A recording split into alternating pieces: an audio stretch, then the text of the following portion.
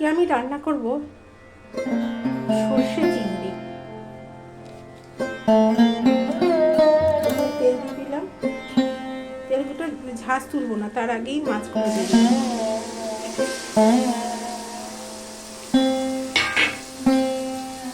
এবারে সর্ষে গোলা দিয়ে দিলাম। এবার এর মধ্যে একটু হলুদ দিয়ে দেবো, রঙের জন্য, আর স্বাদ অনুযায়ী লবণ যেহেতু নুনে মাখা রয়েছে ওই জন্য বেশি নুন দিলাম না, লবণ দিলাম না। এবার ঢাকা দিয়ে দেবো, মাছটা ভাপে সিদ্ধ হবে।